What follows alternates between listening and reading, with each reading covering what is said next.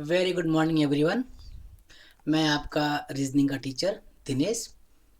आज हम जो ऑनलाइन आए हुए हैं इसमें हमें ये बताना है आपको कि आरबीआई असिस्टेंट एग्ज़ाम का जो पैटर्न है वो क्या है। इसमें प्री के एग्ज़ाम में क्वेश्चन कितने मार्क्स से आते हैं, मेंस में कितने आते हैं, कितनी वैकेंसी है, क्या डेट है, क्या एज है, ये सब हम यहाँ पर कंफर्म करेंगे। तो जैसा आपको यहाँ पे क्लियर दिखाई पड़ रहा है कि यहाँ पे ऑलरेडी कहा गया है कि आरबीआई असिस्टेंट एग्ज़ाम पैटर्न 2022। इस एग्ज़ाम में एक बहुत बड़ा चेंज लाया गया है जिसको हम लोग लोकल लैंग्वेज कहते हैं। धीरे धीरे हम इसके बारे में आगे जानेंगे। सबसे पहले आप ये जानिए कि आरबीआई असिस्टेंट रिक्रूटमेंट है ये 2022 का। जो डिपार्टमेंट का नाम है उसका नाम है reserve bank of India RBI. Assistant मतलब एज ए क्लर्क के रूप में आप वर्क कर सकते हैं। पोस्ट के नाम को यहाँ पर असिस्टेंट कहा जाता है। और एग्ज़ाम का लेवल जो है वो नेशनल लेवल पे होता है, पूरे इंडिया लेवल पे होता है। कितनी वैकेंसी बताई गई है इसमें? टोटल 950 वैकेंसी बताई गई है ऑल इंडिया में, पूरे इंडिया में। जो अप्लीकेशन भरने का तरीका है, जो आप फॉर्म फिल कर सकते हैं वो आप ऑनलाइन कर सकते हैं। एग्ज़ाम भी जो आपका होगा वो भी ऑनलाइन होगा, यानी एग्ज़ाम टोटली ऑनलाइन है। ठीक है, पूरे टाइम का आपको विशेष ध्यान देना होगा। रजिस्ट्रेशन की जो डेट बताई गई है वो 17 फेब बताई गई है। 17 फेब से लेकर 8 मार्च तक हम फॉर्म को रजिस्ट्रेशन करा सकते हैं। ठीक, जो कि ये स्टार्ट हो चुकी है। जो हमारा आरबीआई एग्जामिनेशन का जो पैटर्न है कि एग्ज़ाम कितने पार्ट में होता है, तो आप ध्यान से देखिए। जो ये प्रोसेस एग्ज़ाम करने का, सबसे पहले आपका प्री का एग्ज़ाम होगा, यानी फर्स्ट पेपर होगा प्री का। जो आप प्री क्वालिफाइड कर जाएंगे उसके बाद आपका मेंस का एग्ज़ाम होगा। प्री क्वालिफाइड करने के बाद पेपर मेंस का होता है। तीसरा जो अभी तक का चेंज लाया गया है, इसके पहले ये चीज़ें नहीं थी, जिसका नाम है एलपीटी एग्ज़ाम, यानी लैंग्वेज प्रेफरेंस प्रोफिशिएंसी टेस्ट। यानी लोकल एरिया जहाँ भी आपकी पोस्टिंग होगी या जहाँ के लिए आप फॉर्म फिल करेंगे वहाँ का लोकल लैंग्वेज आपको आना कंपलसरी है। ये नया चेंज आया हुआ है आरबीआई का। इसके लिए मिनिमम क्वालिफिकेशन क्या चाहिए? मिनिमम क्वालिफिकेशन ग्रेजुएट चाहिए, या इसके रिलेवेंट कोई भी डिग्री हो सकती है जो ग्रेजुएट के बराबर हो। एज लिमिट कम से कम 20 साल और मैक्सिमम 28 ईयर। अगर कोई कैटेगरी में है, एससी, ओबीसी, एससी एसटी में, तो वहाँ पर 3 ईयर, 5 ईयर, या एक्स सर्विस मैन है तो उसके लिए अलग एज डिफाइन किया गया है। आरबीआई असिस्टेंट की जो सैलरी है, कम से कम जो सैलरी आपको इन हैंड हाथ में आएगी वो 40,050 आएगी। इस फॉर्म को जब आप फिल करेंगे, किस वेबसाइट पे करेंगे? RBI.org.in की वेबसाइट से आप फिल कर सकते हैं। अच्छा, हम आगे देखते हैं कि आरबीआई असिस्टेंट एग्जाम का जो इम्पोर्टेंट डेट है उसके बारे में हम आपसे बात करते हैं। डेट पे ध्यान दीजिएगा। नोटिफिकेशन आने की जो डेट थी वो 17 फेब थी, जो कि आ चुकी है और वो आगे बढ़ चुकी है। फॉर्म को भी स्टार्ट करने का डेट, यानी जो हम फॉर्म अप्लाई कर सकते हैं उसकी भी डेट क्या थी? 17 फेब थी, जो कि क्रॉस कर चुकी है। लास्ट डेट हमारे पास अभी बड़ा वो बचा हुआ है, तो लास्ट डेट हमारे लिए क्या है? 8 मार्च 2022। अभी हमारे पास काफ़ी दिन हैं फॉर्म फिल करने के। फिर भी आप लोग पहले फिल कर लीजिएगा क्योंकि लास्ट टाइम में साइट बिजी हो जाती है।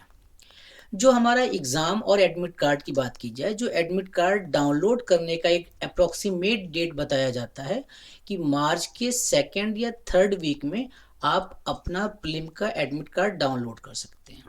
और एग्ज़ाम डेट भी यहाँ बताई गई है 27 मार्च 2022। अगर कोई प्रॉब्लम नहीं आती है तो इस डेट में आपका एग्ज़ाम कंडक्ट करवाया जा सकता है। रिजल्ट के बारे में कुछ नहीं कहा गया। रिजल्ट 1 दिन, 4 दिन, 5 दिन ऊपर नीचे होता है, इसलिए इसके बारे में कोई इन्फॉर्मेशन नहीं दी जाती। प्री पास करने वाले बच्चों के लिए अगला स्टेप भी बता दिया गया है कि मेन का एग्ज़ाम मई के मंथ में होगा। अब मई के मंथ में स्टार्टिंग में होगा, लास्ट में होगा, किस में होगा ये कंफर्मेशन नहीं है। प्रिपरेशन आपको करना है। अब फिर अगला स्टेप अगर हम ध्यान से देखेंगे तो अगले स्टेप में यहाँ पे साफ साफ बताया गया प्रीलिम के बारे में, यानी जब आप प्री का पेपर देते हैं तो उसमें क्वेश्चंस कैसे कैसे आते हैं, कितने सेक्शन में वो डिवाइड होता है, कितने नंबर के आते हैं, कितने क्वेश्चन होते हैं। तो आप ध्यान से देखें, जो प्री का पेपर होता है ये सभी बैंक की तरह ही होता है। इसमें सेक्शन डिवाइड है English, numerical ability it means math, और रीजनिंग। जो इंग्लिश के क्वेश्चन होते हैं वो 30 होते हैं, और मैक्सिमम नंबर होते हैं 30, यानी एक क्वेश्चन एक नंबर का होता है।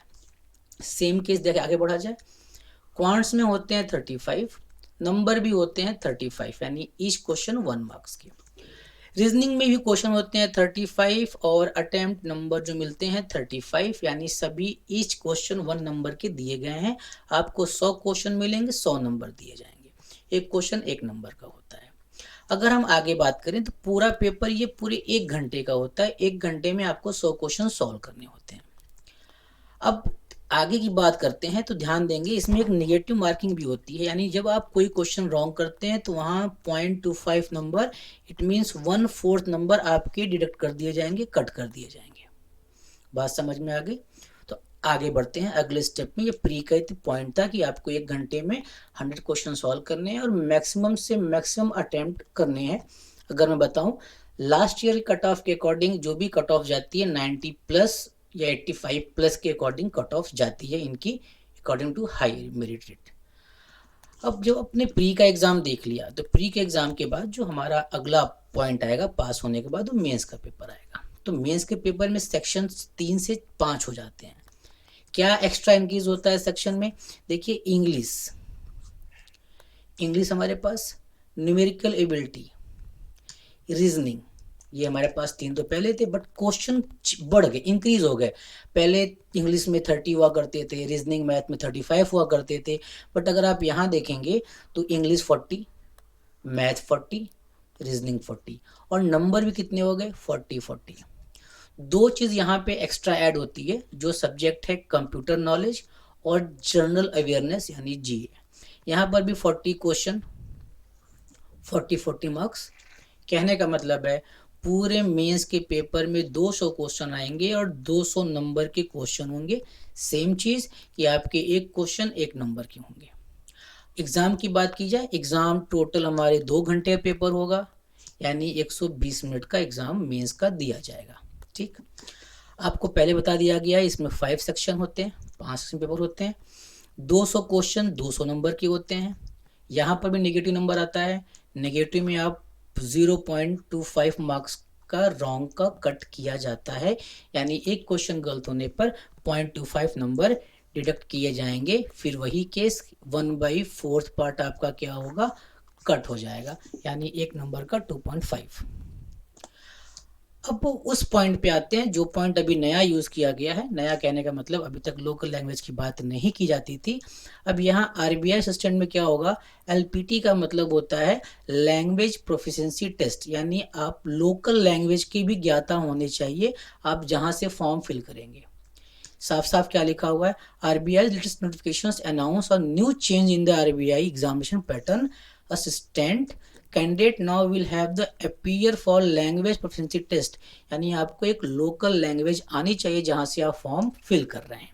वो हिंदी, पंजाबी, उड़िया, कन्नड़, कोई भी लैंग्वेज हो सकती है। As the name suggest it, this is a test for to test your proficiency in your regional language. जैसा मैंने आपसे कहा कि लोकल लैंग्वेज आनी चाहिए। अब ये लोकल लैंग्वेज आपको पास होना भी जरूरी है, ठीक है? ये आपकी कंप्लीट इंफॉर्मेशन थी आपके एग्ज़ाम के अकॉर्डिंग, और जो भी और भी आपके पास डाउट्स हों या क्वेरीज हो, आप उसे मैसेज में ड्रॉप कर दीजिएगा, ठीक है? तो आज ये आपकी इंफॉर्मेशन होगी, फिर मिलेंगे इसके क्वेश्चन पेपर के साथ। Thank you.